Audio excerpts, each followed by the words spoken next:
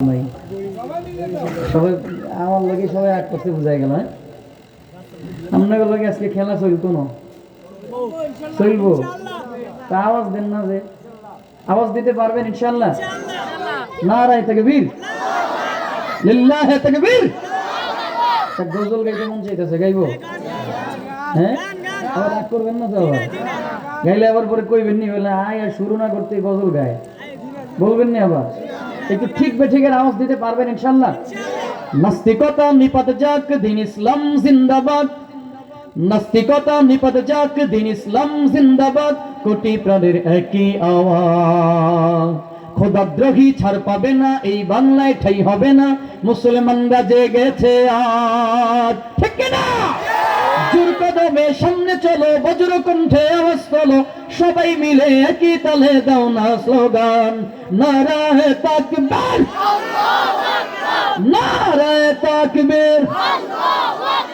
দিন ইসলাম, দিন ইসলাম, ইসলামেরই জন্য দেশের হয়েছে জন্ম। ইসলামের বিরুদ্ধে গেলে দেশ হবে ভিন্ন। ইসলামের বিরুদ্ধে যারা নিয়েছে অবস্থান, এই বাংলায় ঠাই হবে না, যাও হিন্দুস্তান। জোর কদমে সামনে চলো, বজ্র কণ্ঠে আওয়াজ তোলো, সবাই মিলে একই তালে দাও না স্লোগান, নারায়ে তাকবীর, নারায়ে তাকবীর। দিন ইসলাম, দিন ইসলাম, কোরআন সুন্নাহর আলো, ঘরে ঘরে জ্বালার দিন শেষ। কোরআন সুন্নাহর আলো এখন থেকে রাষ্ট্রীয়ভাবে সংসদে জ্বালার আওয়াজ তুলতে হবে। কোরআন সুন্নাহর আলো যদি আপনি আমি রাষ্ট্রীয়ভাবে সংসদে জ্বলতে পারি, তো হলফ করে বলতে পারি, আপনার আমার দেশের পার্লামেন্ট যদি কোরআন আর সুন্নাহ দিয়ে পরিচালিত হয়, দেশ থেকে দুর্নীতি বন্ধ হয়ে যাবে, দেশ থেকে চাঁদাবাজি বন্ধ হয়ে যাবে, সুদ বন্ধ হয়ে যাবে, বেপরতা বন্ধ হয়ে যাবে, খুন ধর্ষণ অন্যায় হাজারি রাহাজারি বন্ধ হয়ে যাবে। এজন্য কোরআন আর সুন্নাহকে রাষ্ট্রীয়ভাবে সংসদে বসাইতে হবে। রাজি আছেন ইনশাআল্লাহ? কারা ক্ষমতায় যাবে আমরা সেটা দেখতে চাই না। বিএনপি গেলেও ওয়েলকাম, জামাত গেলেও ওয়েলকাম, চরমনাই গেলেও ওয়েলকাম, ক্ষমতায় যারাই যাবে, খেলাফত গেলেও ওয়েলকাম।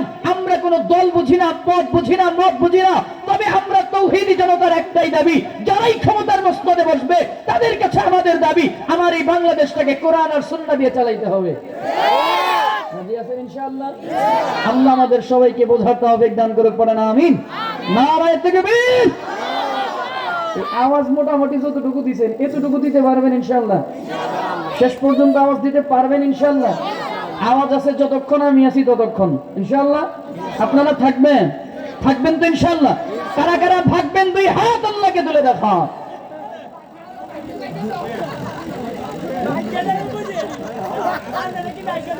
তাহলে দোয়া এখনই হয়ে যাক,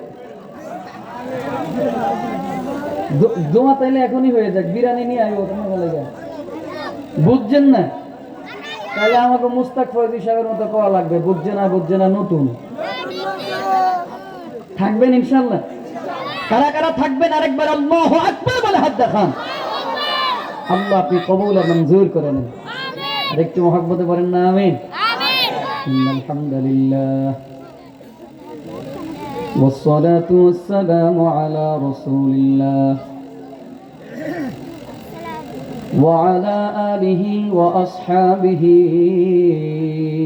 أجمعين أشهد أن لا إله إلا الله وحده لا شريك له ونشهد أن سيدنا وسندنا وحبيبنا وطبيب قلوبنا ربنا ومولانا محمدا عبده ورسوله أما بعد فأعوذ بالله من الشيطان الرجيم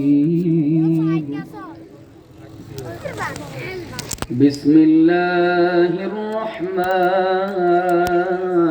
الرحيم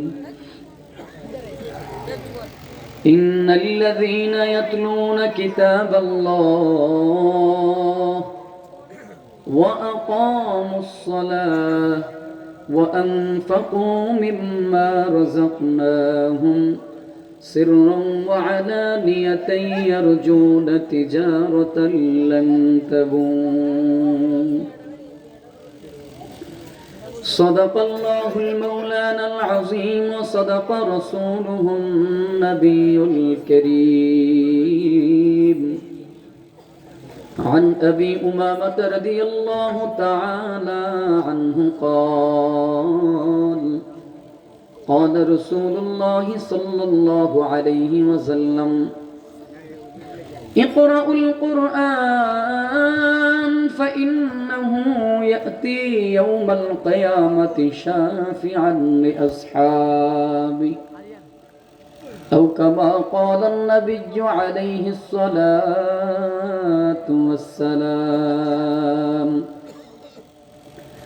إن الله وملائكته يصلون على النبي يا أيها الذين آمنوا صلوا عليه وسلموا تسليما.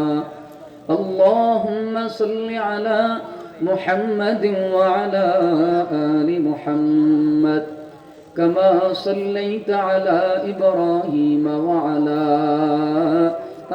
آل إبراهيم إنك حميد مجيد.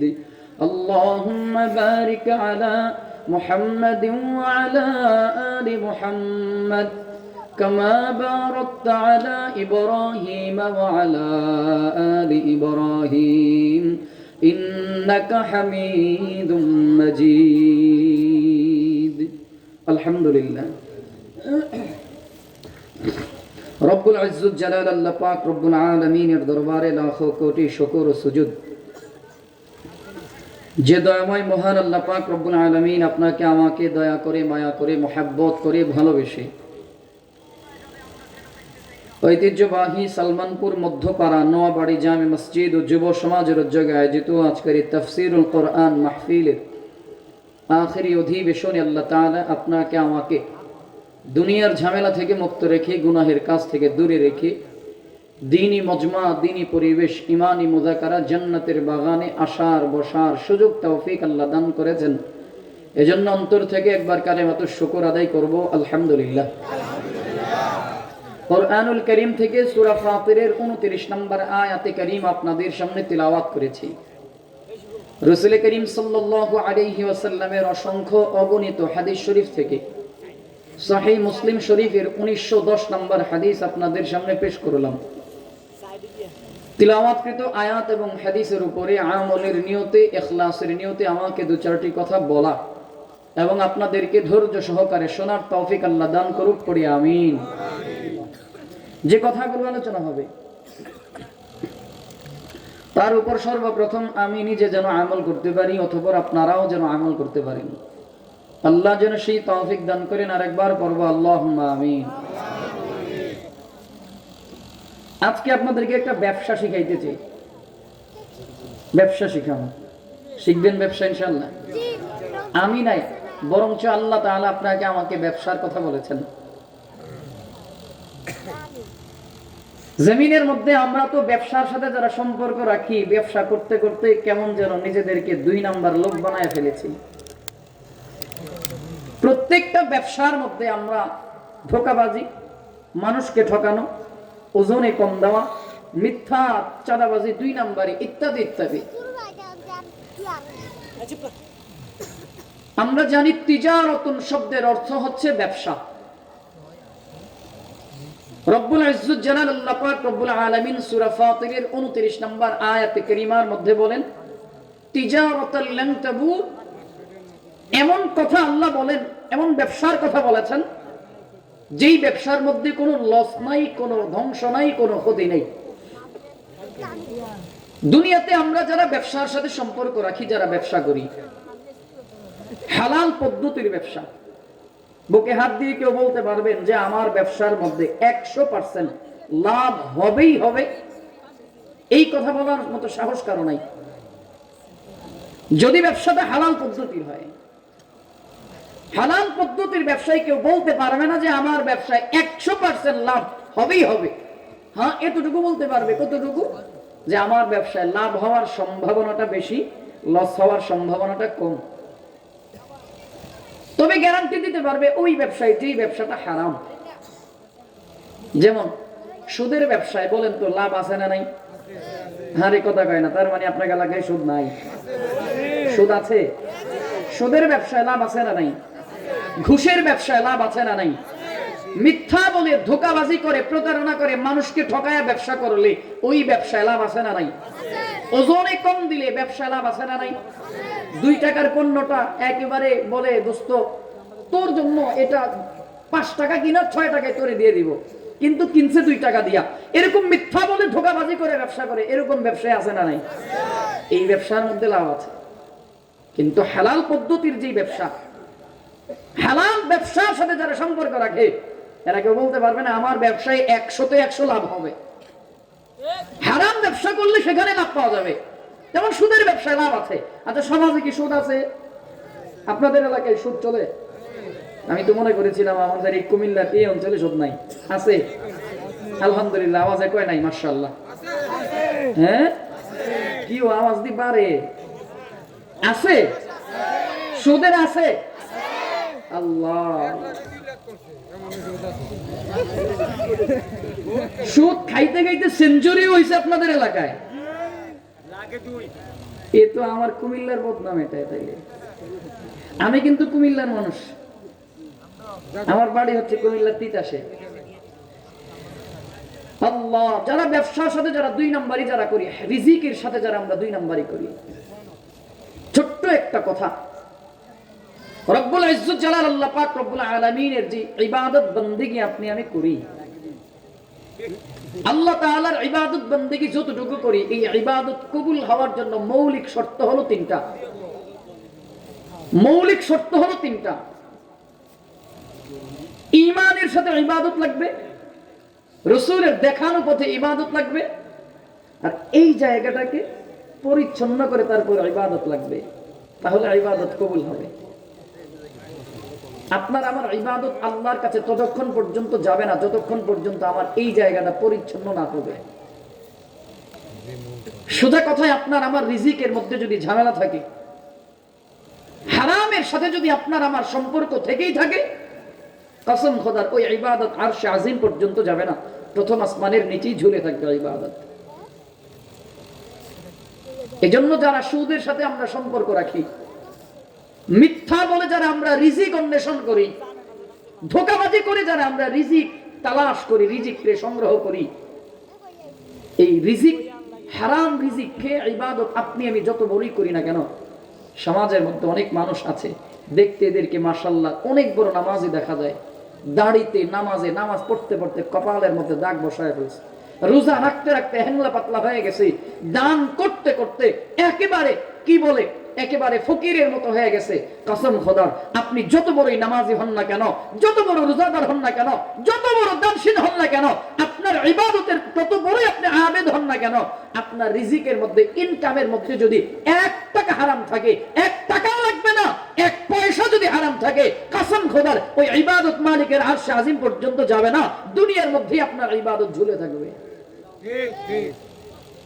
এজন্য আমরা যারা সুদের সাথে যারা সম্পর্ক রাখি, ঘুষের সাথে যারা সম্পর্ক রাখি, মিথ্যার সাথে যারা সম্পর্ক রেখে রিজিক অন্বেষণ করি, মানুষকে ঠকায় যারা আমরা রিজিক অন্বেষণ করি, দেখতে শুনতে সুরাতে সিরাতে আমরা একেবারে বড় আবেদিন হওয়ার পরেও আপনার আমার ইবাদত আল্লাহর দরবারে যাবে না। এজন্য সাবধান। সুদ খাবো না বন্ধ করব? ইনশাআল্লাহ রাজি আছি ইনশাআল্লাহ। সুদের সাথে সম্পর্ক রাখবো না বন্ধ করব? আল্লাহ তাআলা সুদকে হারাম করেছেন, আল্লাহ তাআলা ব্যবসাকে হালাল করেছেন, সুদকে হারাম করেছেন। এবার আল্লাহর বিধানকে যদি আপনি আমি বৃদ্ধাঙ্গুলি দেখাই, আপনি আমি যদি আল্লাহর বিধানকে যদি বৃদ্ধাঙ্গুলি দেখায়া আল্লাহ হারাম করেছেন, আমি যদি এটাকে জায়েজ বানায় যদি আমি বৃদ্ধাঙ্গুলি দেখাই, অনেক সময় আপনার ঈমান পর্যন্ত চলে যাবে। বড় সেনসিটিভ ব্যাপার, বড় মারাত্মক ব্যাপার। আর আপনি সত্যকে যদি হারাম মনে করে খান তো আপনি হারাম খাইলেন, আর এই সুদটাকে যদি আপনি আল্লাহ বলেছেন হারাম আর এটাকে হারাম না মনে করে যদি খান, আপনার ঈমান চলে যাবে। সেনসিটিভ ব্যাপার, মারাত্মক ব্যাপার। আল্লাহ হারাম করেছেন, এটাকে হারাম মনে করে যদি খান তো আপনি হারামখোর গুনাহগার হবেন। আর যদি এটাকে কিছুই মনে না করলেন, নাথিং, কোনো ব্যাপারই না, যদি এটাকে কিছুই মনে না করে আল্লাহর বিধানটাকে বৃদ্ধাঙ্গুলি দেখায় যদি আপনি সুদ খান, আপনি নামে মুসলমান হতে পারবেন, আপনি নামে টুপিওয়ালা হতে পারবেন, নামে দাড়িওয়ালা হতে পারবেন, নামে নামাজি হতে পারবেন, কসম খোদার আপনার ঈমান চলে যাবে। আল্লাহর বিধানকে যারা বৃদ্ধাঙ্গুলি দেখায় এদের ঈমান থাকে না চলে যায়? তাহা কথা বলে না, থাকবে না চলে যাবে? এজন্য সুদ খুব ভালো জিনিস না, ইনশাআল্লাহ খাবো না, ছেড়ে দিব ইনশাআল্লাহ, ইনশাআল্লাহ, ইনশাআল্লাহ। যদি আল্লাহর কাছে যদি নিজের গ্রহণযোগ্যতা বাড়াইতে চাই, আল্লাহর কাছে যদি আমার আমলের গ্রহণযোগ্যতা বাড়াতে চাই, হারাম থেকে নিজেকে দূরে রাখতে হবে। এই জায়গাটাকে নিজেকে হেফাজত করতে হবে। এই জায়গাকে হেফাজত করে সিজদা দেওয়ার মতো যদি একটা সিজদা আল্লাহকে দিতে পারি, قال رسول الله صلى الله عليه وسلم سجدة واحدة خير من الدنيا وما فيها। ইবাদত কবুল হওয়ার মতো যদি ইবাদত হয়, সেটা যদি একটা সিজদা হয়, তো ওই একটা সিজদার দাম আল্লাহর কাছে तमाम দুনিয়া এবং দুনিয়ার মধ্যে যা কিছু আছে সব কিছুর চাইতে এক সিজদার দাম আল্লাহর কাছে বড়। তাহলে সেটা কবুল হওয়ার মতো আমল লাগবে। আল্লাহ আমাদেরকে বুঝার তৌফিক দান করেন। কষ্ট পেয়েছেন? তাহলে ব্যবসা করবো কি হালাল না হারাম? ইনশাআল্লাহ। আল্লাহ তাআলা বলেন তিজারাতাল লান তাবুর, রব্বুল ইজ্জত জালাল বলেন তিজারাতাল লান তাবুর, গোলাম আয় আমি আল্লাহর সাথে বিজনেস কর। তা আল্লাহর সাথে যদি বিজনেস করো, ব্যবসা করো, তো কি হবে? লান তাবুর, এই ব্যবসায় লস নাই, ক্ষতি নাই, ধ্বংস নাই। সুবহানাল্লাহ পড়বেন না? আল্লাহ বলেন কি করতে হবে? বলে হ্যাঁ, করতে হবে তিনটা জিনিস। এই আয়াতে কারিমার মধ্যে আল্লাহ তাআলা তিনটা কাজের কথা বলেছেন, তিনটা গুণের কথা বলেছেন, তিনটা কর্মের কথা বলেছেন। বলে এই তিনটা কাজ, তিনটা কর্ম যারা করতে পারবে, আল্লাহ বলেন তারাই আমার সাথে ব্যবসা করবে। সেগুলো কি? রব্বুল ইজ্জত জালাল আল্লাহ পাক রব্বুল আলামিন সূরা ফাতিরের 29 নম্বর আয়াতে কারিমার মধ্যে আল্লাহ জানায়া দেন, ইন্নাল্লাযীনা ইয়াতলুনা কিতাবাল্লাহ ইন্নাল্লাযীনা ইয়াতলুনা কিতাবাল্লাহ ওয়া আকামুস সালাহ وأنفقوا مما رزقناهم سرا وعلانية يرجون تجارة لن تبور। রব্বুল ইজ্জত জালাল আল্লাহ পাক রব্বুল আলামিন এই আয়াতে কারিমার মধ্যে তিনটা শর্ত দিয়েছেন, তিনটা কাজের কথা বলেছেন। এক নাম্বার কাজ হলো ইন্নাল্লাযীনা ইয়াতলুনা কিতাবাল্লাহ, নিশ্চয়ই যারা আল্লাহ তাআলার কিতাব ইয়াতলুনা তিলাওয়াত করবে, ইন্নাল্লাযীনা, নিশ্চয়ই যারা ইয়াতলুনা তিলাওয়াত করবে কিতাবাল্লাহ, আল্লাহর কিতাব। আল্লাহর কিতাব দ্বারা মাকসাদ হলো এই যে কোরআনুল কারীম। আল্লাহ তাআলা বলেন এক নাম্বার কাজ হলো নিশ্চয়ই যারা কোরআনুল কারীমের তিলাওয়াত করবে, কোরআনের তিলাওয়াত। দুই নাম্বার গুণ হলো ওয়া আকামুস সালাহ, নিশ্চয়ই যারা নামাজ কায়েম করবে, সালাত কায়েম করবে। তিন নম্বরে ওয়া আনফাকু মিম্মা রাযাকনাহুম সিররান ওয়া আলানিয়াতান ইয়ারজুন। তৃতীয় নাম্বার হলো আমি আল্লাহ যেই রিজিক দান করলাম, আমি আল্লাহর দেওয়া রিজিক থেকে আমি আল্লাহর জন্য খরচ করবে, ব্যয় করবে, চাই সেটা প্রকাশ্যে হোক বা চাই সেটা গোপনে হোক। বলে এই তিনটা কাজ যারা করবে, এই তিন কাজ সম্পাদন করনেওয়ালা ব্যক্তি, এই তিনটা কাজ সম্পাদন করনেওয়ালা ব্যক্তি তিজারাতাল লান তাবুর, এরা আমি আল্লাহর সাথে এমন ব্যবসা করবে যেই ব্যবসার মধ্যে কোনো লস নাই, যেই ব্যবসায় কোনো ক্ষতি নাই। তাহলে চলেন এক নাম্বার বিষয়টা নিয়ে সামান্য একটু আলোকপাত করা যাক। ইন্নাল্লাযীনা ইয়াতলুনা কিতাবাল্লাহ, এক নম্বরের গুণ হলো, এক নম্বরের কাজ হলো নিশ্চয়ই যারা কোরআনুল কারীমের তিলাওয়াত করবে। তিলাওয়াত, কোরআনুল কারীমের তিলাওয়াত বড় দামি একটা ইবাদত। কোরআনুল কারীমের তিলাওয়াত বড় দামি একটা ব্যাপার, বড় দামি একটা বিষয়।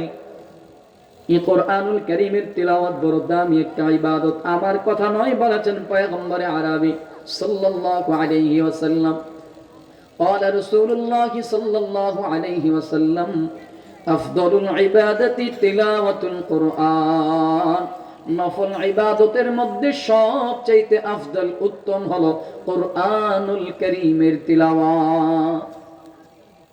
কেন এই কোরআনুল কারীমটা কেন এত দামি, কেন এত উত্তম ইবাদত, কি জন্য এত দামি? কারণ যে কোরআনটা আমরা দেখতে পাই, এই কোরআনটা খুললে দেখা যায়, কোরআনুল কারীমটা যখন আপনি যেই জায়গা থেকেই খুলি না কেন, ওই জায়গায় খুললেই দেখা যায় সাদা পাতার কালো কালির আরবি হরফের লেখা। যদিও দেখতে মনে হয় কোরআনুল কারীমটা সাদা পাতার কালো কালির আরবি হরফের লেখা দেখা যায়, কিন্তু এই কোরআনুল কারীমটা বস্তুত পক্ষে সাদা পাতার কালো কালির আরবি হরফের লেখা নয়, বরঞ্চ এই সাদা পাতার কালো কালির প্রত্যেকটা আরবি হরফ আপনার আমার রব আসমান জমিনের মালিক আল্লাহ তাআলার জবান দিয়ে বের হয়ে আসা কালাম, আল্লাহর কথা। দেখতে যদিও এটাকে সাদা পাতার কালো কালির আরবি হরফের লেখা দেখা যায়, কিন্তু এর প্রত্যেকটা শব্দ, প্রত্যেকটা লফজ, প্রত্যেকটা কালিমা আল্লাহর জবানের কালাম, আল্লাহর জবান থেকে বের হয়ে আসা কথা। আমরা জানি পয়গম্বর মূসা আলাইহিস সালাতু ওয়াস সালাম আল্লাহর সাথে দুনিয়া থেকে কথা বলতে পারতো, দুনিয়াতে থেকে তিনি আল্লাহর সাথে কথা বলতে পারতেন, নাম তার কালামুল্লাহ উপাধি ছিল।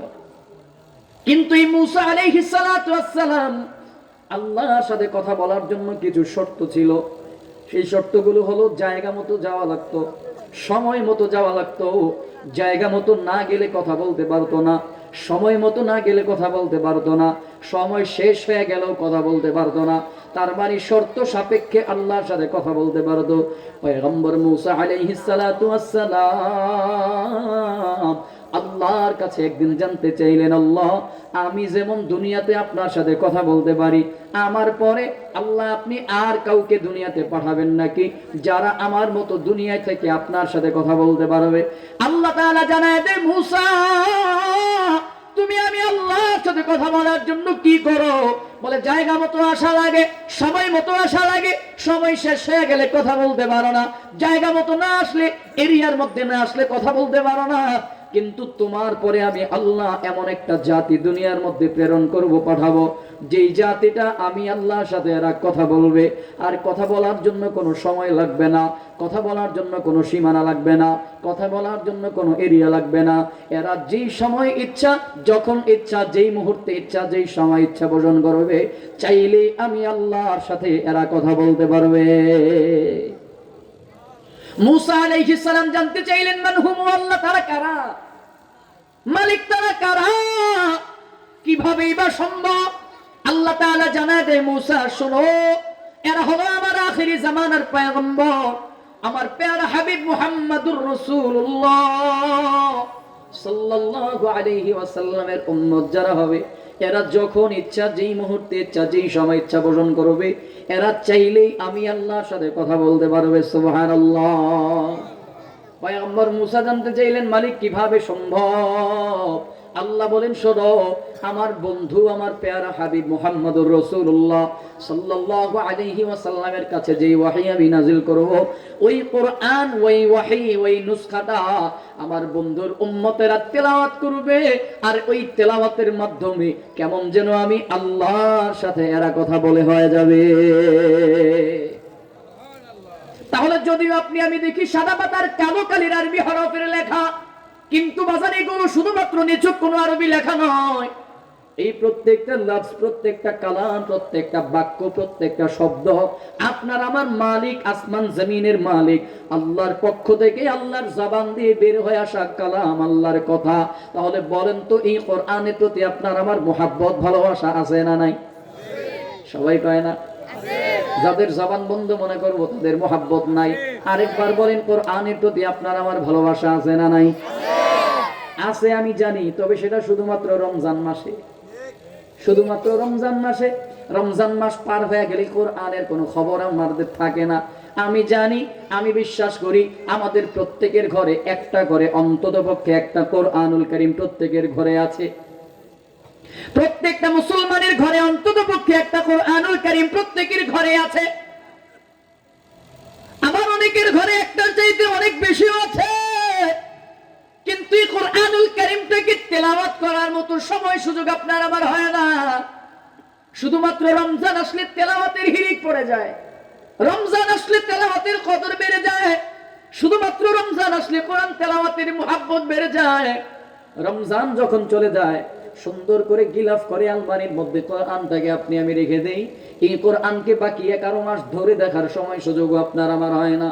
বাস্তব কথা বুঝবেন, বাস্তব কথা বুঝবেন। আপনার আমার হায়াতের জিন্দেগিতে সব কিছু করার সময় সুযোগ আপনার আমার হয়। বন্ধু বান্ধবের সাথে গল্প করার সময় আপনার আমার হয়, মা বাবার সাথে কথা বলার সময় সুযোগ আপনার আমার হয়, স্ত্রী সন্তানের সাথে সময় কাটাবার সময় সুযোগ আপনার আমার হয়, ব্যবসা বাণিজ্য করার সময় সুযোগ আপনার আমার হয়, গল্প করার মতো সময় সুযোগ আপনার আমার হয়, ফেসবুকিং ইউটিউবিং করার সময় সুযোগ আপনার আমার হয়, চা পান করার জন্য চাষতলে বসে আড্ডা দেওয়ার সময় সুযোগ আপনার আমার হয়, রেস্টুরেন্টে বসে গল্প গুজব খানা পিনা করার, চিল করার, ট্রিট দেওয়ার সময় সুযোগ আপনার আমার হয়। কিন্তু পোড়া কপাল, এই কোরআনকে তো তেলাওয়াত করব দূরের কথা, কোরআনকে একটু বুকের মধ্যে লাগায় আলতো করে চাপ দিয়ে মোহাব্বত করার সময় আপনার আমার হয় না। স্ত্রীকে সময় দেওয়ার সময় বের করতে পারি, বন্ধু বান্ধবের সাথে গল্প করার সময় বের করতে পারি, কিন্তু কোরআনের তেলাওয়াতের সময় নাই। ফেসবুকিং এ বান্ধবীর সাথে চ্যাটিং করার সময় আছে, কিন্তু কোরআন তেলাওয়াত তো দূরের কথা, কোরআনের দিকে তাকাবার সুযোগ আমার নাই। বন্ধু বান্ধবের সাথে আড্ডা দেওয়ার, চা খাওয়ার জন্য, ট্যুরে যাওয়ার জন্য, ওই যে কি বলে ঘুরতে যাওয়ার সময় সুযোগ আপনার আমার ঠিকই হয়। প্রতিদিন ঠিকই 24টা ঘন্টা আপনার আমার পার হয়ে যায়। দিন পেরিয়ে সপ্তাহ পের হয়, সপ্তাহ পেরিয়ে মাস যায়, বছর যায়। রমজান ছাড়াই কোরআনের দিকে নজর করারও সময় সুযোগ আপনার আমার হয় না। কিন্তু জানো, এই কোরআনকে তো তেলাওয়াত অনেক দূরের কথা, এই কোরআনের দিকে যদি নজর করো, তাকাও, নজর করলেও আল্লাহ আমল নামার মধ্যে নেকি দেয়। পয়গম্বর বলেন 3টা জিনিসের দিকে তাকাও, 3 জিনিসের দিকে তাকাইলে আমল নামার মধ্যে নেকি উঠে যাবে। 1 নাম্বার আন-নাজরু ইলাল কাবা, বলে কাবার দিকে তাকাও, ওই বাইতুল্লাহর কালো গিলাফের দিকে তাকাইবা, আমল নামার মধ্যে নেকি উঠায়া দিবেন কে? আন-নাজরু ইলাল ওয়ালিদাইন, মা বাবার দিকে তাকাও। যাদের মা বাবা আছে তাদের তো বড় সৌভাগ্য, যাদের মা বাবা আছে তাদের বড় চাঁদ কপাল, যাদের মা বাবা আছে তাদের তো বড় বৃক্ষ মাথার উপরে রয়ে গেছে। মা বাবার দিকে যদি মায়ার নজর নিয়ে একবার তাকান, ওই মায়ার নজর নিয়ে তাকাইলে পয়গম্বর বলেন হজ্জের সওয়াব আমল নামার মধ্যে লিখে দেওয়া হয়। 3 নাম্বার আন-নাজরু ইলান নুসখা, বলে কোরআনের দিকে তাকাও, কোরআনের দিকে তাকাও, কোরআনের দিকে তাকাও। কোরআনটা তুমি পড়তে পারো না, কিন্তু মায়ার নজর নিয়ে যদি কোরআনের মধ্যে তাকাও, ও বন্ধু জানো, পয়গম্বর বলেন আমল নামার মধ্যে সঙ্গে সঙ্গে নেকি লিখে দেন কে? এজন্য একটু মহাব্বতে বলেন, কোরআনের প্রতি আপনার আমার মহাব্বত আছে না নাই? এগোরে কেমনে কষ্ট দিতাম কোন তো? এই মানুষগুলো তো আগের থেকে বসা, এই মানুষগুলো তো আগের থেকে বসা, পিছনে যারা আসছে এরা তো পরে আইছে, যারা দাঁড়াই দিছে এরা তো আরো পরে আইছে। কারণ এগোরেই যদি কষ্ট দিই, এরা আগে আইছে, আবার এগোরেই যদি কই ভাই সামনে আসেন, সামনে আসেন, তো এগো করে জুলুম হয় না? এর জন্য যারা দাঁড়ায় আছেন একটু পায়ে হাত রেখে মহাব্বতের সাথে বলবো, সুযোগ থাকলে, যদি কষ্ট না হয়, সুযোগ থাকলে যথেষ্ট জায়গা আছে সামনে, চলে আসেন ইনশাআল্লাহ। অল্প সময়, আর বেশি কষ্ট আপনাদের দিব না। ওইদিকে আবার কি, পিছনে আবার কি, আমার দিকে তাকান, আমি তো আপনাকে কি কথা কইলাম। সুযোগ থাকলে আমরা সামনে আগাবো, কিন্তু পরিবেশ নষ্ট করবো না ইনশাআল্লাহ। যাই হোক, বলছিলাম এই কোরআনুল কারীমটা আপনার আমার জন্য বড় দামি একটা ব্যাপার, বড় দামি একটা বিষয়। এই কোরআনুল কারীম তেলাওয়াত করলে, নজর করলে যদি আমল নামার মধ্যে নেকি উঠে যায়, কোরআনুল কারীমের নজর করলে যদি আমল নামার মধ্যে নেকি উঠে যায়, বলেন তো কোরআন তেলাওয়াত করলে নেকি হবে কি হবে না? জানো কি বন্ধু, জানো কেমন নেকি হবে জানো? عن عبد الله بن مسعود رضي الله تعالى عنه قال قال رسول الله صلى الله عليه وسلم من قرأ حرفا في كتاب الله ফালাহু বিহি হাসানা ওয়াল হাসানাতু বিআশরি আমসালিহা লা আকুলু আলিফ লাম মিম হারফুন ওয়ালাকিন আলিফুন হারফ ওয়া লামুন হারফ ওয়া মিমুন হারফ। পৃথিবীর সবচেয়ে দামি মুফতি, শ্রেষ্ঠ মুফতি হযরতে আব্দুল্লাহ বিন মাসউদ রাদিয়াল্লাহু তাআলা আনহু থেকে বর্ণিত, তিনি বলেন, আপনার আমার পয়গম্বর বলেছেন, মান ক্বারা হারফান ফি কিতাবিল্লাহ, বলে যে মানুষটা কোরআনুল কারীম থেকে, আল্লাহর কিতাব থেকে মানে কোরআনুল কারীম থেকে একটা অক্ষর তিলাওয়াত করবে, ফালাহু বিহি হাসানা, পয়গম্বর বলেন তার জন্য একটা উত্তম বিনিময়, উত্তম প্রতিদান আল্লাহ তাআলা রেখে দিয়েছেন। ওয়াল হাসানাতু বিআশরি আমসালিহা, আর একটা উত্তম বিনিময় সমান সমান 10 নেকি। তার মানে কেউ যদি কোরআন থেকে একটা অক্ষর তেলাওয়াত করে, পয়গম্বর বলেন তার আমলনামায় 10 নেকি উঠে যাবে। নবীজি বলেন, লা আকুলু আলিফ লাম মিম হারফুন, আমি বলছি না আলিফ লাম মিম তিনটা মিলে একটা হরফ, তার মানে ওয়ালাকিন আলিফুন হারফ, আলিফ আলাদা একটা হরফ, ওয়া লামুন হরফ, লাম আলাদা একটা হরফ, ওয়া মিমুন হরফুন, মিম আলাদা একটা হরফ। তার মানে কেউ যদি পড়ে আলিফ লাম মিম, আমলনামার মধ্যে সঙ্গে সঙ্গে 30টা নেকি উঠে যায়। একটু বলেন তো এর দ্বারা তেলাওয়াত করলে লাভ নাকি লস? বলেন তো আলিফ লাম মিম পড়লে লাভ নাকি লস? তাহলে আমার সাথে একটু পড়েন না, আলিফ, সবাই না বলেন আলিফ লাম মিম। আল্লাহর কসম, এই যে 3টা অক্ষর পড়েছেন আমলনামায় 30 নেকি উঠে গেছে। সুবহানাল্লাহ বলেন, খুশি না বেজার? চলেন আরেকবার পড়ি, আলিফ লাম মিম। এই যে আরেকবার পড়েছেন, আরো 30টা নেকি আমলনামার মধ্যে উঠে গেছে। বুঝে পড়েন আর না বুঝে পড়েন, যত তিলাওয়াত করবেন প্রতিটা হরফে হরফে নেকি দিবেন কে? এজন্যই কোরআনুল কারীমটা বড় দামি একটা ব্যাপার। শুধুই কি তাই, শুধুই কি তাই? চলো বন্ধু আর একটু সামনের দিকে আগাই। নবীজি সাল্লাল্লাহু আলাইহি ওয়াসাল্লাম বলেন, এই কোরআনুল কারীমটা তিলাওয়াত করলে দুনিয়াতে নেকি, পরকালের জন্য আরো একটা ফায়দা আছে। আন আবি উমামা রাদিয়াল্লাহু তাআলা আনহু قال, মুসলিম শরীফের বর্ণনার হাদিসের মধ্যে পাওয়া যায়, قال রাসূলুল্লাহ সাল্লাল্লাহু আলাইহি ওয়াসাল্লাম, ইকরাউল কুরআন ফাইন্নাহু ইয়াতি ইয়াউমাল কিয়ামাতি শাফিআন লিআসহাবি। পয়গম্বর আকরাম সাল্লাল্লাহু আলাইহি ওয়াসাল্লাম বলেছেন, তোমরা কোরআনুল কারীমের তিলাওয়াত করো, কোরআনের তিলাওয়াত করো। ফাইন্নাহু ইয়াতি ইয়াউমাল কিয়ামাতি শাফিআন লিআসহাবি, কেননা এই কোরআনটা কিয়ামতের ময়দানে তোমাদেরকে সুপারিশ করে করে জান্নাতের মধ্যে নিয়ে যাবে। ইকরাউল কুরআন, তোমরা কোরআনের তিলাওয়াত করো, কোরআনের তিলাওয়াত করো। কেন করবা? আখিরাতের ফজিলত পয়গম্বর বলেন, ফাইন্নাহু ইয়াতি ইয়াউমাল কিয়ামাতি শাফিআন লিআসহাবি, বলে এই কোরআনের যারা ধারক বাহক হবে, এই কোরআনের যারা ধারক বাহক হবে, পয়গম্বর বলেন, ফাইন্নাহু ইয়াতি ইয়াউমাল কিয়ামাতি শাফিআন লিআসহাবি, এই কোরআনের আসহাব যারা হবে তাদের জন্য কোরআনটা কিয়ামতের ময়দানে সুপারিশ করে করে জান্নাতের মধ্যে নিয়ে যাবে। আর আল্লাহ তাআলা তো জানায় দিলেন, এই কোরআনটা হলো একটা রশি, এই কোরআনটা হলো একটা রশি, যে রশির এক মাথা আল্লাহ তার নিজের কাছে রেখে দিয়েছেন, রশির অপর মাথা আল্লাহ তাআলা জমিনের মধ্যে ছেড়ে দিয়েছেন। তার মানে কেউ যদি কোরআনুল কারীম নামক এই রশিটাকে কেউ যদি আঁকড়ায় ধরতে পারে, ওই রশিটাকে কেউ যদি শক্তভাবে মজবুতভাবে যদি আঁকড়ায় ধরতে পারে, রশির অপর মাথা টেনে টেনে আল্লাহ তাআলা আপনাকে আমাকে জান্নাতে নিয়ে যাবে। কোরআনের সুপারিশ করার ক্ষমতা আল্লাহ তাআলা আপনাকে, কোরআনুল কারীমকে আল্লাহ তাআলা সুপারিশ করার ক্ষমতা দিয়ে দিবেন। কোরআনকে কিয়ামতের ময়দানে সুপারিশ করার ক্ষমতা আল্লাহ দিবেন। কোরআনের সুপারিশ আল্লাহর কাছে গ্রহণযোগ্য হবে, আমার কথা নয়। পয়গম্বর আকরাম সাল্লাল্লাহু আলাইহি ওয়াসাল্লাম জানায় দেন, আন জাবির রাদিয়াল্লাহু তাআলা আনহু قال, قال رسول الله صلى الله عليه وسلم, القرآن شافع مشفع وماحل مصدق, من جعله أمامه قاده إلى الجنة ومن جعله خلفه ساقه إلى النار। জাবির রাদিয়াল্লাহু তাআলা আনহু থেকে বর্ণিত, তিনি বলেন, পয়গম্বর আকরাম সাল্লাল্লাহু আলাইহি ওয়াসাল্লাম বলেছেন, যেই ব্যক্তি কোরআনুল কারীম থেকে তেলাওয়াত করবে, কোরআনের ফজিলত সম্পর্কে পয়গম্বর এখানেও বলেন, কোরআনুল কারীম থেকে আল্লাহ তাআলা সুপারিশ করার মতো ক্ষমতা দিয়ে দিবেন। আল কোরআন শাফিআন মুশাফফা, কোরআনটা কিয়ামতের ময়দানে সুপারিশকারী হবে, আর কোরআনের সুপারিশ আল্লাহ তাআলা গ্রহণ করবেন।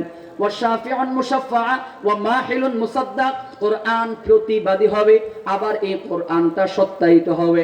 প্রতিবাদী হবে আবার সত্যায়িত হবে। তার মানে কোরআন যাদেরকে এই কোরআন তেলাওয়াত করেছে তাদেরকে যদি জাহান্নামে পাঠাইতে হয়, আল্লাহর এই কোরআন ওই জাহান্নামের ফেরেশতাদের সাথে প্রতিবাদী হয়ে যাবে। আবার এই কোরআনটা সত্যায়িত হবে, যারা কোরআনকে যারা তেলাওয়াত করে নাই, কোরআনকে যারা অবজ্ঞা করেছে, অবহেলা করেছে, তাদের ব্যাপারে এই কোরআনুল কারীমটা তাদের ব্যাপারে নালিশ করবে, আল্লাহর কাছে নালিশ করবে। জানো কি বন্ধু, জানো আপনার আমার পয়গম্বর বলেন, মান জালাহু আমামাহু কাদাহু ইলাল জান্নাহ, বলে যেই মানুষটা কোরআনকে তার সামনে রাখবে, আমামা কাদাহু ইলাল জান্নাহ, যেই মানুষটা কোরআনকে তার সামনে রাখবে, আল্লাহর এই কোরআন তাকে টেনে টেনে জান্নাতের মধ্যে নিয়ে যাবে। ওয়া মান জালাহু খালফাহু, যেই মানুষটা কোরআনকে তার পিছনে রাখবে, সাকাহু ইলান নার, তাকে আল্লাহর এই কোরআনটা তাকে টেনে টেনে জাহান্নামে নিয়ে যাবে। আপনারা বলতে পারেন আমরা তো কোরআনটাকে সামনেই রাখি, কোরআনকে কখনো পিছনে রাখি না, সামনে রেখেই তো বসি। কোরআন যদি আমার সামনে থাকে, কখনো আমরা কোরআনকে পিছনে দিয়ে বসি না, কোরআনকে কখনো পিছনে দিয়ে দাঁড়াই না, কোরআনকে কখনো পিছনে রেখে ঘুমাই না, সবসময় কোরআনকে সম্মান প্রদর্শন করে সামনে রাখি। কিন্তু বাবা না না, হাদিসের ব্যাখ্যা এটা পাওয়া যায় না। জালাহু আমামাহু, তার উদ্দেশ্য হলো যেই মানুষটা কোরআনকে তার সামনে রাখবে, কেমন করে সামনে রাখবে, বলে আমামা তার উদ্দেশ্য হলো, তাকে সামনে রাখার উদ্দেশ্য হলো এই বান্দা তার ব্যক্তিগত জীবন থেকে শুরু করে রাষ্ট্রীয় জীবন পর্যন্ত, ভালো করে বুঝবেন। আর 10 মিনিট সময় আপনাদের বিরক্ত করব, এরপরে আপনাদেরকে ছুটি দিয়ে দিব। আমামা দ্বারা উদ্দেশ্য হলো, আপনার আমার পয়গম্বর বুঝাইতে চাইলেন, আমামা দ্বারা উদ্দেশ্য হলো কোরআনকে সামনে রাখার মানে হলো, বলে আপনি আপনার ব্যক্তিগত জীবন থেকে শুরু করে রাষ্ট্রীয় জীবন পর্যন্ত, ব্যক্তিগত জীবন বলেন না কেন, মা বাবার জীবন বলেন না কেন, বন্ধু বান্ধবের জীবন বলেন না কেন, আত্মীয় স্বজনের জীবন বলেন না কেন, রাজনৈতিক জীবন বলেন না কেন, রাষ্ট্রীয় জীবন বলেন না কেন, বন্ধু বান্ধব পাড়া প্রতিবেশীর জীবন বলেন না কেন, স্ত্রী সন্তানের জীবন বলেন না কেন, বলে প্রতিটা কদমে কদমে, প্রতিটা মুহূর্ত, প্রতিটা সেকেন্ড এই কোরআনকে সামনে রাখা মানে কোরআন আপনাকে আমাকে যেভাবে পথ চলতে বলে, এই কোরআন থেকে পথ প্রদর্শন নিয়ে সামনে চলার নাম হলো আমামা। কোরআন আমাকে যেভাবে চলতে বলে সেভাবে চলার নাম আমামা। কোরআন আমার রাজনৈতিক জীবন যেভাবে চলতে বলে সেভাবে চলার নাম আমামা। কোরআন আমার মা বাবার সাথে যেমন আচরণ করতে বলে সেইভাবে আচরণ করার নাম আমামা। কোরআন আমাকে যেভাবে ব্যবসা করতে বলে সেইভাবে ব্যবসা করার নাম আমামা। কোরআন আপনি কোন দিকে বলেন বলতে পারেন, কোরআন কি আমার জীবনের সব কিছুর গাইডলাইন আছে নাকি? কোন দিকের কথা বলবেন, মা বাবার কথা বললেও কোরআনে পাওয়া যাবে, বন্ধু বান্ধবের কথা বলবেন কোরআনে পাওয়া যাবে, ব্যবসার কথা বলবেন কোরআনে পাওয়া যাবে। কোন দিকের কথা বলবেন, রাষ্ট্রীয় কালচারের কথা বলবেন কোরআনে পাওয়া যাবে। কোন দিকের কথা বলবেন, বলে স্ত্রী সন্তানের কথা বলবেন কোরআনে পাওয়া যাবে, আত্মীয় স্বজনের কথা বলবেন কোরআনে পাওয়া যাবে। কোন দিকের কথা বলেন না কেন, বলে আপনি আপনার ব্যক্তিগত জীবন থেকে রাষ্ট্রীয় জীবন পর্যন্ত প্রত্যেকটা জীবনের কথা কোরআনে পাওয়া যাবে। তবে হয়তো বিস্তারিত পাওয়া যাবে না, হয়তো সংক্ষিপ্ত পাওয়া যাবে, কিন্তু এই সংক্ষিপ্ত ব্যাখ্যা আবার আছে। সেই সংক্ষিপ্ত ব্যাখ্যার নাম হলো আপনার আমার পয়গম্বর মুহাম্মদুর রাসূলুল্লাহ সাল্লাল্লাহু আলাইহি ওয়াসাল্লামের গোটা জিন্দেগি। কোরআনের ব্যাখ্যা কি, বলে মুহাম্মদুর রাসূলুল্লাহ সাল্লাল্লাহু আলাইহি ওয়াসাল্লামের গোটা জীবনটাই হলো কোরআনের একটা ব্যাখ্যা। গোটা জীবনটাই হলো কোরআনের ব্যাখ্যা।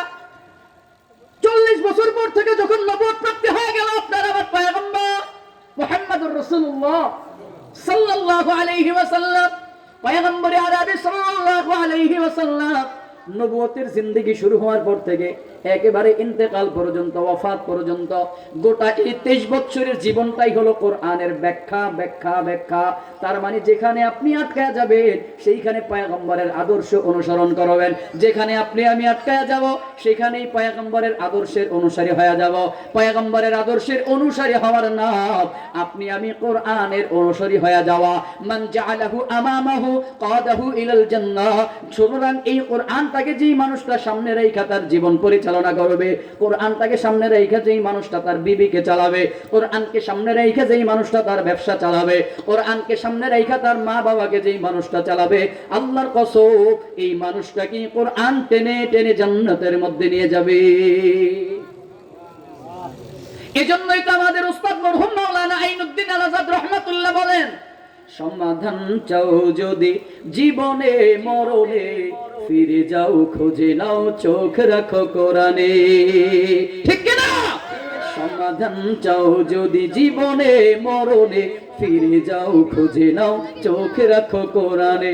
তবেই পাবে সুখ শান্তির ঠিকানা, তবেই পাবে সুখ শান্তির ঠিকানা, যদি মেনে নাও তুমি মনে প্রাণে। সমাধান সমাধান চাও যদি জীবনে মরণে, ফিরে যাও খুঁজে নাও চোখ রাখো কোরআনে।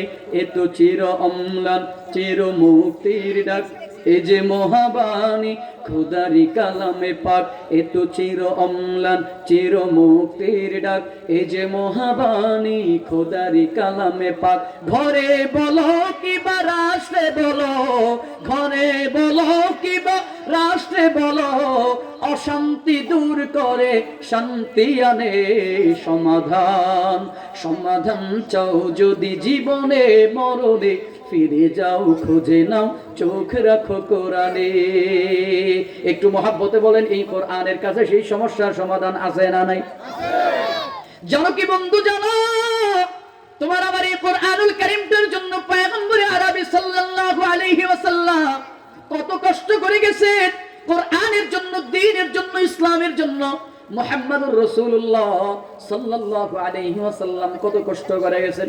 পয়গম্বরের গোটা জিন্দেগিটাই হলো কোরআনের ব্যাখ্যা, কোরআনের ব্যাখ্যা। হ্যাঁ, তোমার আমার পয়গম্বর কোরআনের দ্বীন প্রচারের জন্য কত কষ্ট করে গেছেন, কত কষ্ট মুজাহাদা, কত কষ্ট করে গেলেন। পয়গম্বরের সিরাত থেকে যদি একটু তোমাদেরকে শোনাই 5 মিনিট সময় নিয়ে, পয়গম্বর এই কোরআনের দাওয়াতের জন্য, কোরআনের প্রচারের জন্য কেমন কষ্ট করেছেন। রাসূল করিম সাল্লাল্লাহু আলাইহি ওয়াসাল্লামের একটা আদত, একটা অভ্যাস ছিল, বলে দ্বীনি দাওয়াতি কাজ শেষ করে ফাতিমাতুজ জাহরা রাদিয়াল্লাহু তাআলা আনহার সাথে সাক্ষাৎ করে দেন। একদিনের ইতিহাস। ও বন্ধু আমার, ও পর্দার অন্তরালের মায়েরা, বোনেরা, ও বৃদ্ধ বাবা আমার, 5 মিনিট সময় একটু দিলটাকে নরম করে দিয়া অন্তর থেকে 5টা মিনিট সময় একটু কথাগুলো একটু বোঝার চেষ্টা করেন। জানো কি বন্ধু, জানো তোমার আমার পয়গম্বর এই কোরআনের বাণী প্রচারের জন্য কেমন কষ্ট করে গেলেন। একদিনের ঘটনা, পয়গম্বর ফাতিমাতুজ জাহরা রাদিয়াল্লাহু তাআলা আনহার ঘরের দরওয়াজায় গিয়ে হাজির। পয়গম্বর সালাম দিলেন, আসসালামু আলাইকুম ওয়া রাহমাতুল্লাহ, কিন্তু নাই ঘরের ভিতর থেকে কোনো সালামের জবাব পাওয়া যায় না। পয়গম্বর আবার সালাম দিলেন, আসসালামু আলাইকুম ওয়া রাহমাতুল্লাহ, কিন্তু নাই ঘরের ভিতর থেকে সালামের কোনো জবাব পাওয়া যায় না। পয়গম্বর এবার কান্না জড়িত কণ্ঠে ডাক দিয়া বলেন, রে মা, কি অন্যায় করলাম, কি অপরাধ করলাম, কি অপরাধের কারণে সালামের জবাব নেও না, ঘরের দরওয়াজাটাও তুমি কি জন্য খোলো না? জানো রে বন্ধু, জানো ফাতিমাতুজ জাহরা তখন কান্না জড়িত কণ্ঠে ডাক দিয়ে বলে, বাবা তুমি তো রাহমাতুল লিল আলামিন, তুমি তো শাফিউল মুজনাবিন, সাইয়্যিদুল আম্বিয়া, আশরাফুল আম্বিয়া। ও বাবা, তুমি তো জমিনের মধ্যে শ্রেষ্ঠ ইনসাফ প্রতিষ্ঠা করনেওয়ালা, তোমার মতো তো আর কেউ নাই, তুমি তো অপরাধী হতে পারো না। কেন তাহলে মা ঘরের দরওয়াজা খুলো না, সালামের জবাবটাও তুমি কেন নেও না রে মা? এই পর্দার অন্তরালের মায়েরা, পর্দার অন্তরালের বোনেরা, একটু চামড়ার কানটা বন্ধ করে দিলের কানটা লাগায় শোনো। তোমার আমার নবীজির মেয়ে ফাতেমা কেমন কষ্ট করে জীবন যাপন করেছেন। ফাতেমা ডাক দিয়া বলে, বাবা গো, আমি তোমার মেয়ে, ঘরের দরওয়াজা খুলে তোমার সামনে দাঁড়াবো, ওই পরিমাণে বস্ত্র, সেই পরিমাণে কাপড় কিন্তু আমার গায়ের মধ্যে না। এ পর্দার অন্তরালের মা, এ পর্দার অন্তরালের বোনেরা, একটু কান পেতে শোনো। তোমার ঘরের মধ্যে আজকে আলমারি ভর্তি কাপড়, কাপড়ের অভাব নাই। তোমার ঘরের মধ্যে আজকে কাপড়ের অভাব নাই, কাপড়ের অভাব নাই, তোমার জামার অভাব নাই, বোরখার অভাব নাই, কিন্তু মা তারপরেও তুমি কেন যেন নগ্ন হয়ে থাকো, অর্ধনগ্ন হয়ে থাকো, পর্দা করতে চাও না, পর্দার বিধানটাকে মানতে চাও না। কিন্তু ফাতেমাতুজ জাহরা রাদিয়াল্লাহু তাআলা আনহার ইতিহাস একটু শুনে দেখো। পয়গম্বরের মেয়ে বাবার সামনে দাঁড়াবে, ওই পরিমাণে কাপড়, ওই পরিমাণে বস্ত্র তার গায়ের মধ্যে নাই। কান্না জড়িত কণ্ঠে বলে, বাবা আমি তোমার সামনে দাঁড়াবার মতো কাপড় আমার গায়ে নাই। পয়গম্বর ডাক দিয়ে বলে, রে মা, আমার গায়ের মধ্যে একটা বাড়তি চাদর আছে। পয়গম্বরের গায়ে একটা বাড়তি চাদর অথবা মাথার পাগড়িটা খুলে পয়গম্বর দরওয়াজার ফাঁক দিয়ে বলতেছে, নেই রে মা, এই চাদরটা বা পাগড়িটা গায়ের মধ্যে জড়ায় তারপর দরওয়াজা খুলে দাও। ফাতিমাতুজ জাহরা রাদিয়াল্লাহু তাআলা আনহা যখন পাগড়িটা বা চাদরটা গায়ের মধ্যে জড়ায়া দরওয়াজা যখন খুলে দেওয়া হয়, আপনার আমার পয়গম্বর সালাম দিয়ে ঘরের মধ্যে প্রবেশ করে। ফাতেমার চেহারার দিকে তাকাইয়া চোখের পানি আটকায় রাখতে পারলো না, চোখের পানি ছেড়ে দিয়ে বলে, রে মা, কয়দিন পর্যন্ত খাবার খাও না, কয়দিন পর্যন্ত খাবার খাও নাই রে মা, কেন এত শুকাইয়া গেলা, কেন এত শুকায় গেলি, কয়দিন পর্যন্ত খাবার খাও না রে মা। ফাতেমা ডাক দিয়া বলে, বাবা গো, আমি তোমার মেয়ে খাবার না খেয়ে যদি মরেও যাই আমার কোনো আফসোস নাই, আমার কোনো আফসোস থাকবে না, কিন্তু তোমার কলিজার টুকরা আমার বুকের ধার হাসান হুসাইন যখন 3 দিন পর্যন্ত খাবার না খাইয়া আমি মার পায়ের মধ্যে জড়াইয়া ধরে কাঁদে আর বলে, মা খাবার দাও। বলো বাবা, আমি মা হয়ে সন্তানের সেই আর্তনাদ আমি কেমন করে সহ্য করব রে বাবা। আমার সন্তানেরা যখন আমাকে বলে, মা খাবার দাও রে মা, খাবার দাও, বলো বাবা, আমি সন্তানের সেই আর্তনাদ আমি কেমন করে সহ্য করব। পয়গম্বর চোখের পানি ছেড়ে দিয়ে বলে, কই আমার কলিজার টুকরা নাতি দুইটা কই? আপনার আমার পয়গম্বর মুহাম্মদুর রাসূলুল্লাহ সাল্লাল্লাহু আলাইহি ওয়াসাল্লাম হাসান হুসাইনকে বড় মহব্বত করত, বড় ভালোবাসতো। হাসান হুসাইন ও দাদাজির জন্য, নানার জন্য বড় পাগল পারা ছিল, বড় পাগল ছিল। পয়গম্বরের কণ্ঠের জবানের আওয়াজ পাইয়া হাসান হুসাইনের ঘুম ভেঙে যায়। ঘুমটা ভেঙে গেলে পয়গম্বরের গলার মধ্যে জড়াইয়া ডাক দিয়া বলে, নানা আসছো? ও নানা, আজকে তোমার কাছে একটা বিচার দিব, বলো নানা তুমি বিচারটা করবা কিনা? পয়গম্বর বলে, বল রে নাতি বল, দুই ভাই কখন মারামারি করলা, কি নিয়ে লাগালাগি করছো, বল, আমি তোদের বিচার করব, আমি কারো পক্ষ নিব না, পক্ষ নিব না। হাসান হুসাইন বলে, দাদা যান, ও নানা যান, দুই ভাইয়ের মধ্যে কোনো কুন্দল নাই, কোনো রাগারাগি নাই, ঝগড়া নাই, বিচারটা হলো তোমার মেয়ের বিরুদ্ধে বিচার, তোমার মেয়ের বিরুদ্ধে। জানো গো নানা, জানো তোমার মেয়ে কি কাজ করছে জানো? আজকে 3 দিন পর্যন্ত আমাদের দুইটা ভাইকে খাবার খাইতে, বলো নানা বলো, 3 দিন পর্যন্ত তোমার মেয়ে আমাদের দুইটা ভাইকে খাবার খাইতে দেয় না, বলো নানা কেমন করে এর বিচার তুমি করবা? ফাতিমাতুজ জাহরা ডাক দিয়ে বলে, নানা ও বাবা, তাকে দেখো, তাদের জন্য খাবার বসাইলাম, ওই যে চুলার মধ্যে আগুন জ্বলতেছে, আগুন পাতিল বসাইলাম, পাতিলের মধ্যে কিছু নাই, শুধুমাত্র পানি আর হাড় গরম করতে দিছিলাম, যেই হাড় দুনিয়ার কোনো মানুষ খাইতে পারে না। এ যুবক দেখো, তোমার আজকে খাবারের অভাব নাই, কাপড়ের অভাব নাই, এ পর্দার অন্তরালের মায়েরা তোমার খাবারের অভাব নাই, কাপড়ের অভাব নাই, কিন্তু নবীর কলিজার টুকরা সন্তানেরা, নাতিরা কেমন করে জীবন যাপন কাটাইছে। ফাতেমা বলে, বাবা গো, পাতিলের মধ্যে হাড় আর পানি গরম করলাম, যে হাত দুনিয়ার কোনো মানুষ খাইতে পারে না, দুনিয়ার কোনো মানুষ খেতে পারে না। বললাম বাবা ধৈর্য ধারণ করো, সহ্য করো, ধৈর্য ধারণ করো। হাসান হুসেন ধৈর্য ধরতে ধরতে, কান্না করতে করতে মাটির মধ্যে ঘুমায় গেল। এ বাবা শোনো, হাসান হুসেন বলে, দাদা জানো তোমার মেয়ে আজকে 3 দিন পর্যন্ত আমাদেরকে খানা খাইতে দেয় না, বলো না না তুমি আর কি বিচার করবা, কি বিচার করবা? আপনার আমার পয়গম্বর সাল্লাল্লাহু আলাইহি ওয়াসাল্লাম বিচারকের চেয়ার থেকে নাইমা বলেন, না না এই বিচার আমি করতে পারবো না, আমার দ্বারা করা সম্ভব হবে না। হাসান হুসেন বলে, জানতা নিজের মেয়ের বিরুদ্ধে বিচার চলে গেছে, এর জন্য তুমি বিচারটা করতে পারবা না, নিজের মেয়ের বিরুদ্ধে যাওয়ার কারণে তুমি বিচারটা করবা না, না না। কিন্তু বন্ধুরা জানো, তোমার আমার পয়গম্বর বলেন, ও হাসান আর হুসাইন শোনো, দিনের বিরুদ্ধে গেছে সেই জন্য আমি বিচারটা করি নাই, ব্যাপারটা এরকম না। পয়গম্বর বিচারকের চেয়ার থেকে নেই মা, শরীর থেকে পেট মোবারক থেকে চাদরটা সরাইয়া ডাক দিয়া বলে, দেখ নাতি পেটের দিকে থাকে, তোরা তো 3 দিন পর্যন্ত খাবার না পাইয়া আমি নানার কাছে মায়ের বিরুদ্ধে বিচার দাও, কিন্তু আমি তোদের মতো 1 দিন আর 2 দিন আর 3 দিন নয়, কোরআনের দাওয়াতের জন্য, দ্বীনের দাওয়াতের জন্য 1 দিন আর 2 দিন আর 3 দিন নয়, 7 দিন পর্যন্ত খাবার না পাইয়া আমি পেটের মধ্যে পাথর বেঁধে রাখলাম, পাথর বাঁধলাম। বলবে নাতি বল, যেই মানুষটা নিজে 7 দিন পর্যন্ত খাবার খাইতে পারে না, ওই মানুষটা কেমন করে 3 দিন না খাওয়ার বিচার করবে? ক্ষুধার জ্বালায় নবীজি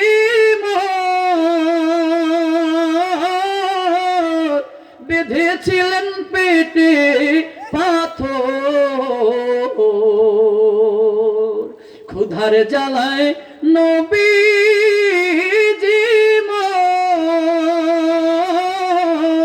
বেঁধেছিলেন পেটে পাথর,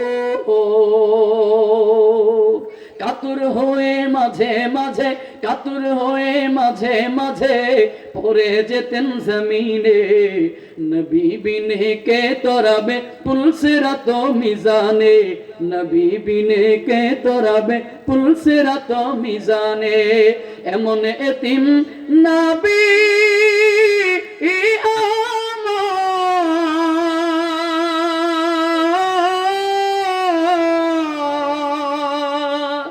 পিতা মাতা নাই যে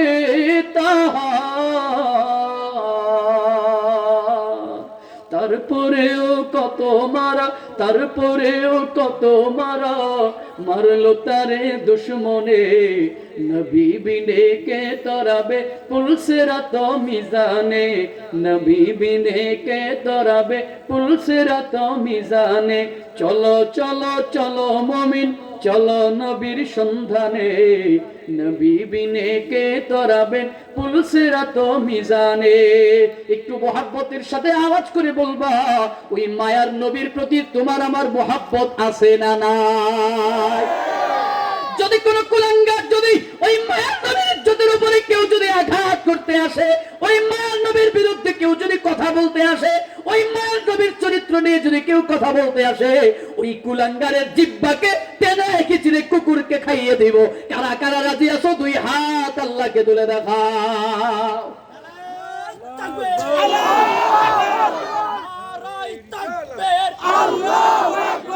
নবীর দুশমনেরা হুঁশিয়ার সাবধান, হুঁশিয়ার সাবধান, নবীর দুশমনেরা নারায়ে তাকবীর।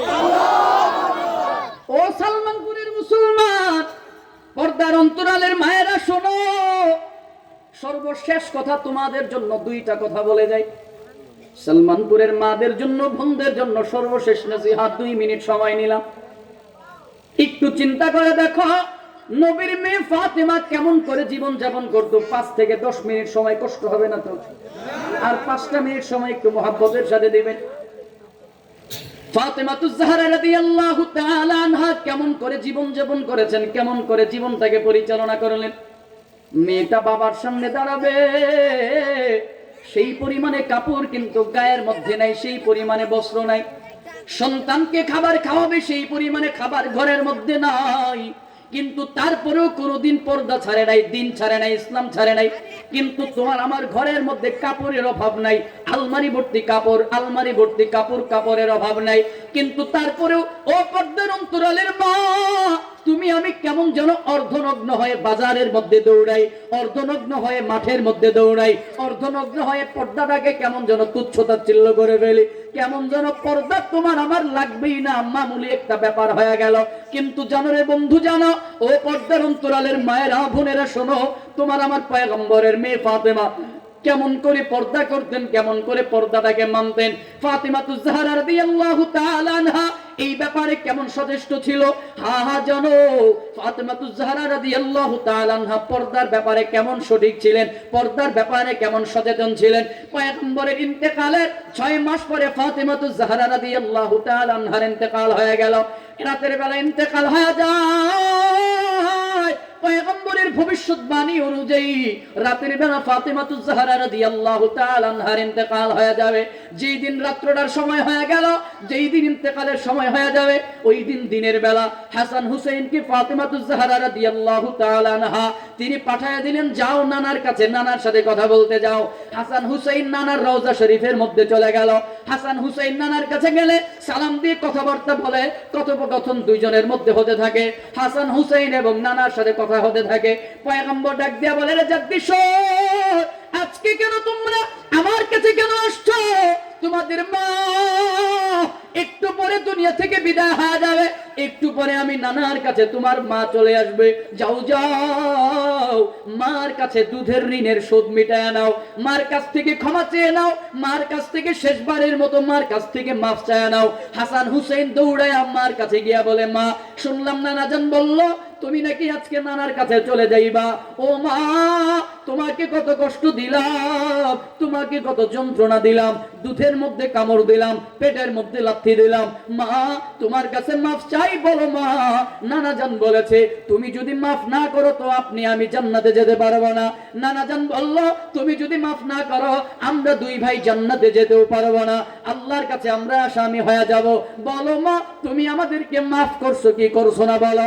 ফাতিমাতুজ জাহরা বলে, শোন সন্তান, আমি তোর নানার কথা অনুযায়ী রাতের বেলা দুনিয়া থেকে বিদায় হয়ে যাব। মাফ করতে পারি, শর্ত হলো দুইটা। এক নাম্বার শর্ত হলো রাতের বেলা যখন আমার ইন্তেকাল হয়ে যাবে, রাতের বেলায় আমার জানাজা সম্পন্ন হয়ে যাবে, আবার রাতের বেলায় আমার দাফন কাফন সম্পন্ন হয়ে যাবে। এলাকার মধ্যে কোনো জানাজার জন্য কোনো এলান করা যাবে না, যেন কোনো গায়রে মাহরাম যেন আমার জানাজায় শরীক না হয়। সন্তান এই শর্তটা মেনে নিয়া মার কাছ থেকে দুধের দাবি ছাড়ায় নিল। রাতের বেলায় মৃত্যু হয়ে যায়। কেন কেন? তিনি তো ফাতেমা, তিনি তো আখিরে জামানার পয়গম্বরের সন্তান। তিনার জানাজায় যদি মানুষ অংশগ্রহণ করতো কি এমন ক্ষতি হতো? তিনার জানাজায় যদি মানুষ আসতো কি এমন সমস্যা হতো? তিনার কবরের মধ্যে যদি মানুষ যেত কি এমন সমস্যা হতো? হাজিরা হজ করতে যায়, কেউ বলতে পারে না কোনটা ফাতেমার কবর, কোনটা ফাতেমার মাকবার, কোনটা ফাতেমার কবর, কোনটা হাসান হুসাইনের কবর, কেউ বলতে পারে না, কেউ বলতে পারে না কোনটা সাহাবীদের কবর। এই কবরের কোনো চিহ্ন, কোনো আলামত তারা রাখে নাই। বলে কেন রাখে নাই? তার একমাত্র কারণ হলো ফাতেমা জানায়া দেয়, বাবা শোনো, যদি আমি রাতের বেলা ইন্তেকাল হয়ে যাওয়ার পরে আমার জানাজায় যদি কেউ অংশগ্রহণ করে তো তারা জেনে যাবে, যদিও আমার চেহারাটা তারা দেখে নাই কিন্তু আমার লাশটা তো তারা দেখতে পারবে। আমার লাশটা দেখলে তারা বুঝে ফেলবে আমি ফাতেমা লম্বা এতটুকু ছিলাম, আমি ফাতেমা খাটো এতটুকু ছিলাম, আমি ফাতেমা এতটুকু মোটা ছিলাম, আমি ফাতেমা এতটুকু চিকন ছিলাম। এরা আমাকে দেখে বুঝে যাবে আমি এত লম্বা, এত খাটো, এত মোটা, এত চিকন, যার কারণে আমার অভয়তা তাদের কাছে চলে যাবে। আর এর দ্বারা আমার পর্দার বিধানটা নষ্ট হয়ে যাবে। আর আমার যদি পর্দার বিধান নষ্ট হয়, আমি তো আখিরি জামানার পয়গম্বরের সন্তান, আমি তো সাইয়্যিদুল মুরসালিন মুহাম্মদুর রাসূলুল্লাহর সন্তান, আমি তো জান্নাতি মহিলাদের সর্দার, আমি তো জান্নাতি মহিলাদের সর্দার, আমি তো জান্নাতি যুবকদের সর্দারদের মা, আমি তো শেরে খোদা হযরত আলীর স্ত্রী। এরা যদি আমার অভয়ব যদি জেনে ফেলে তো পর্দার বিধানের ঘাটতি চলে আসবে, আল্লাহর বিধানের একটা ঘাটতি চলে আসবে। যার কারণে তোমাদের সাথে শর্ত হলো রাতের বেলা ইন্তেকাল হয়ে গেলে রাতের বেলায় দাফন কাফন সম্পন্ন করে রাতের বেলায় তোমরা কবরস্থানের মধ্যে শোয়াই দিবা। রাতের বেলা সব করে দিবা। কেন? যেন আমার পর্দার বিধানে যেন ঘাটতি না আসে। রাতের বেলা সব করে দিবা কেন? যেন মানুষ যেন আমাকে নিয়ে চিনতে না পারে আমি কতটুকু লম্বা ছিলাম, আমি কতটুকু খাটো ছিলাম, কতটুকু মোটা ছিলাম, কতটুকু চিকন ছিলাম, এটা যেন তারা কেউ বুঝতে না পারে, কেউ যেন জানতে না পারে। অথচ আপনার আমার হালত হলো দুনিয়াতে কেউ মারা গেলে পুরুষ হোক আর মহিলা কেউ আমাদের হালত হয়ে গেল বলে ওই মাইকে ঘোষণা হয় অমুকের আম্মা দুনিয়া থেকে বিদায় হয়ে গেছে, অমুকের স্ত্রী দুনিয়া থেকে বিদায় হয়ে গেছে, অমুকের বোন দুনিয়া থেকে বিদায় হয়ে গেছে। জানাজা এইটার সময় আপনারা সবাই জানাজায় অংশগ্রহণ করেন, রুহের মাগফিরাত কামনা করার জন্য জানাজায় অংশগ্রহণ করেন। এরকম এলান হয় কি হয় না? মহিলাদের ব্যাপারে এটা বড় সতর্কের ব্যাপার। ফাতিমাতুজ জাহরা শর্ত দিয়েছেন, আমাকে আমার আমার আমার জানাজায় যেন কোনো পরপুরুষ অংশগ্রহণ করতে না পারে, আমার লাশ যেন কোনো পরপুরুষ দেখতে না পারে। চেহারা তো অনেক দূরের কথা, চেহারা তো অনেক দূরের কথা, আমার লাশটা যেন পর্যন্ত দেখতে না পারে। কেন? দেখলেই তো আমার পর্দার বিধানটা লঙ্ঘন হয়ে যাবে। মা ও সালমানপুরের মহিলারা, পর্দার অন্তরালের মায়েরা, ও পর্দার অন্তরালের আমার দিনের বোনেরা, ও এলাকার মুসলমানেরা, যুবকেরা, ভাইয়েরা, বন্ধুরা, বাবারা, শেষ কথা, পর্দা বড় দামি একটা ব্যাপার, শরীয়তের বড় বড় একটা ব্যাপার, বড় একটা বিধান হলো পর্দা। আর এই পর্দার কারণেই জমিনের মধ্যে যত ফিতনা, পর্দার কারণে জমিনের মধ্যে যত ফিতনা, পর্দার কারণে জমিনের মধ্যে যত অশান্তি। কত দেখা যায় অমুকের মা চলে গেছে ভেগে, অমুকের বউ চলে গেছে ভেগে, অমুকের বউ 2 সন্তান ফালা চলে গেছে। এরকম হয় কি হয় না? আরে কথা কয় না, হয় কি হয় না? কেন হয়? বলে চেহারার সৌন্দর্যের কারণে, রূপের সৌন্দর্যের কারণে। এই রূপটা যদি না দেখতো তো 2 সন্তান ফালা মহিলা কোনোদিন ভাইগা যাইতো না। এজন্য আপনাদের কাছে শেষ কথা, পর্দা বড় দামি একটা ব্যাপার, বড় দামি একটা বিষয়। অনেক রাত্র হয়ে গেছে, অনেক রাত্র হয়ে গেছে, আবার ফজরের নামাজ আমাদেরকে পড়তে হবে, ঠিক না ইনশাআল্লাহ? সারা রাত্রভর মাহফিল শুনলাম, কিন্তু ফজরের সময় নাক ঢাইকা ঘুমালাম। এই মাহফিল এক রাত্র না, যদি কিয়ামত পর্যন্ত শোনা হয় আর এক ওয়াক্ত ফজরের নামাজ মিস হয়, এগুলার পাল্লায় ওজন দিলে কখনোই সমান হবে? এজন্য আমরা ফজরের নামাজে ওয়াক্ত বিশ্বাসী হব তো ইনশাআল্লাহ, ফজরের নামাজে আমরা অংশগ্রহণ করব তো ইনশাআল্লাহ। আল্লাহ আমাদের তৌফিক দান করুক, পড়েন আমিন। এজন্য ওই কোন জায়গা থেকে কই গেলাম, আলোচনা ছিল কোরআনুল কারীম থেকে। আল্লাহ তাআলা 3টা বিষয় দিয়েছেন। 1 নম্বর ইন্নাল্লাযীনা ইয়াতলুনা কিতাবাল্লাহ, কোরআনুল কারীমের তিলাওয়াত। 2 নম্বর ওয়া আকামুস সালাহ। 3 নম্বর ওয়া আনফাকু মিম্মা রাযাকনাহুম। তো একটা বিষয় শেষ করলাম, কোরআনুল কারীমের তিলাওয়াত। সংক্ষেপে পুরো আলোচনার সার নির্দেশটা একটু বলবো। কোরআনুল কারীমের তিলাওয়াত করলে আমাদের জন্য কি ফায়দা? 1 নম্বর, কোরআনের দিকে তাকাইলেই সওয়াব। প্রথম কথা, কোরআনের দিকে তাকাইলে কি সওয়াব। 2 নম্বর, তেলাওয়াত করলে আরো বেশি সওয়াব। কেমন সওয়াব? বলে একটা অক্ষর তেলাওয়াত করলে 10 নেকি। 3 নম্বর কথা, আখিরাতের জন্য কোরআন আমাদের জন্য কি ফায়দা? বলে এই কোরআনটা আপনাকে আমাকে সুপারিশ করে জান্নাতে নিয়ে যাবে। ইকরাউল কোরআন ফাইন্নাহু ইয়াতি ইয়াউমাল কিয়ামাতি শাফিআন লিআসহাবি, যে কোরআন আপনাকে আমাকে সুপারিশ করে কই নিয়ে যাবে? জান্নাতে নিয়ে যাবে। 4 নম্বর কথা, কোরআনটা আপনার আমার জন্য সুপারিশকারী হবে, কোরআন আপনার আমার জন্য প্রতিবাদী হবে। যে কোরআনকে সামনে রাখবে তার জন্য জান্নাত, যে কোরআনকে সামনে রাখবে তার জন্য জান্নাত।